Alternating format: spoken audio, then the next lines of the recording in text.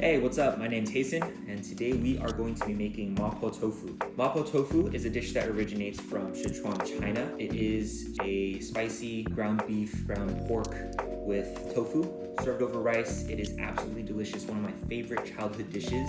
And today we are going to be making a slightly different version of it from what is traditional. Let's first start with the more traditional ingredients that you'll see in a typical Mapo Tofu. So obviously with Mapo Tofu, you are going to start with a tofu.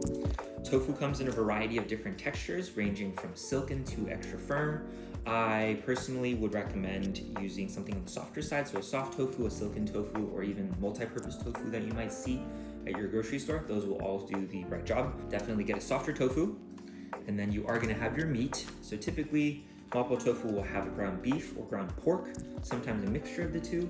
I do like the mix of two if I have that option, but today we are opting for just ground beef. The base of your sauce is going to be formed mainly by this chili bean paste sauce. In Cantonese, it's called Dao Banzhen. You can find these at your local Chinese, Asian grocery. They'll typically have this brand. You'll see it very, very often. In other cases, you might see something labeled as Mapo Tofu sauce or just Mapo sauce. And then you'll also have your classic Chinese aromatics. You are gonna have garlic and then some ginger. And you're also going to have green onions or scallions. Next, you also have some chicken stock. You're gonna use this to kind of build your sauce. You are gonna have a few more sauces. You are gonna have just a little sesame oil here that you add at the end. Some sort of chili oil. You can use chili crisp, chili oil, whatever you want. Anything spicy. This one's a personal chili oil that I make myself. It's a habanero oil. So it's just habanero infused to some oil with maybe some like other aromatics, some shallots, some garlic, just some good stuff. But whatever you have on hand, any spicy chili oil is good. You are gonna have some cornstarch here, which I have in this really suspect unlabeled jar. But cornstarch you are gonna mix with water, make a slurry, and it'll help you thicken your sauce at the end.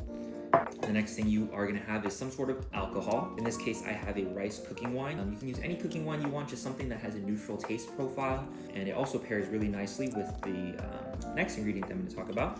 So now we're gonna get into the non-traditional things that I've kind of added to my Mapo Tofu over the last couple of years. It's just things that I found interesting. So the first thing I am going to add is a tomato paste.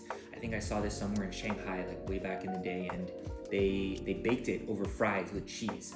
And it was insane. It was one of the best things I've ever had in my life. So ever since then, I've been putting tomato paste in my Mapo Tofu, and I have not looked back. And the fun thing about this is that the tomato paste kind of interacts with the cooking wine or the alcohol that you are gonna add to it. It's very much like the Italian vodka sauce, where you have that chemical reaction between your alcohol and your tomato. And it just creates something that's a little bit more elevated and a little bit different from what you're used to. And then the next thing up here is just gonna be some peas. I don't know if I really see this anywhere, but I personally just like peas in my Mapo Tofu. I don't know when it started, I don't know how I found it, but it adds a little bit of extra green, and it's a little bit of a different layer that you don't necessarily see all the time in restaurants. This is fun. And the last thing that I'm gonna add here that isn't really usually seen is a little bit of kimchi. I think that the extra acidity from the kimchi balances really nicely with just how umami and how rich this dish is, and it also adds a nice little textural contrast as well. I think that's all the ingredients, so we're gonna start prepping and then we'll get over to cooking it. Now that we've gotten our ingredients, we are gonna start with just a little bit of mise en place. We'll start by cutting up the green onions and separating them into the whites and greens. Next, we are gonna grab an illegal amount of garlic. You could probably get away with using just 2 or 3 cloves, but what's the fun in that? You only live once, so go crazy. Next up, we have my favorite Brockhampton album, also known as ginger. The amount of ginger that you're gonna go for is dependent on how much garlic you have, so I would say probably shoot for a 1.5 or a 1-to-1 ratio of garlic to ginger. But in this case, we are going to use a big old knob, and we're just gonna peel it, julienne it, and then mince it very finely before putting it off to the side. Lastly, we have this whole block of tofu that we let sit for a couple minutes to drain out some of the water, and then you just cut it into cubes. Here's a list of the ingredients for your reference. You will notice that there are pretty much no measurements on here, and it's to help you learn what I call the art of eyeballing. And also because I didn't measure anything when I recorded this. So anyways, now that all of our ingredients are prepped and ready to go, we will start the cooking process by first heating up our stainless steel pan. You'll know that the pan is hot enough when the water just kind of jiggles around like that and doesn't sizzle. Once that pan is hot enough, you are going to put on some cooking oil and immediately slap that meat on. Now you want to break up your meat, making sure that you get rid of any large clumps that you might see. Stir it occasionally, and after a few minutes, once you no longer see any pink, take out about a third of the meat.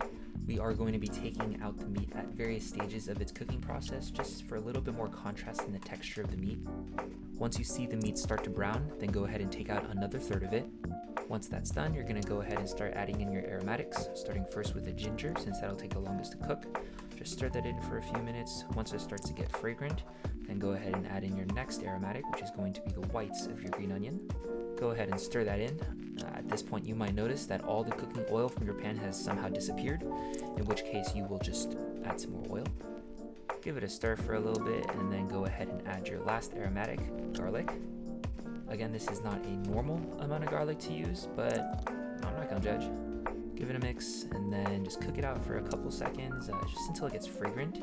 And then you're gonna go ahead and add your tomato paste. You'll notice here that it is a little hard to spread out your tomato paste as it is, so what you can do is just add a little bit of water, or in this case, chicken stock. It'll help you kind of loosen up your paste just so it's a little bit more manageable and spreadable. You'll want to cook out your tomato paste for about a minute just to get rid of some of the harsher edges, and then go ahead and add your chili bean paste. Give that a stir, and then let it cook out for another minute or so. When it's ready, go ahead and deglaze your pan with your cooking alcohol. Make sure that you take time to scrape off every little last bit that you can get off that pan for maximum flavor, and then just let it sit for a couple of minutes while the alcohol cooks off. Once you start hearing more of a sizzle and stop seeing as much evaporation, you'll know it's time to add your chicken stock. Mix it well, and then just let it sit until it comes up to a boil. Once that happens, you can go ahead and throw in your tofu, the frozen peas, all the ground meat that you took out earlier, your chili oil, and your sesame oil. Give it a stir, and then we are going to cut the heat and add our diced kimchi, which we diced but didn't take a video of, and then also the greens of our green onions. Give it one final mix, and there you have it. Mapo tofu, but not really. We are definitely missing some super traditional ingredients like pickled mustard greens and Sichuan peppercorns. I personally just don't like those ingredients, so I've ended up subbing them out for kimchi and habanero oil instead. And that's the best part about cooking. You can pretty much do whatever you want. There are no wrong things as long as it tastes good. So try this recipe, leave a comment down below about what ingredients that you'd want to try in a Mapo tofu, and I'll see you next time.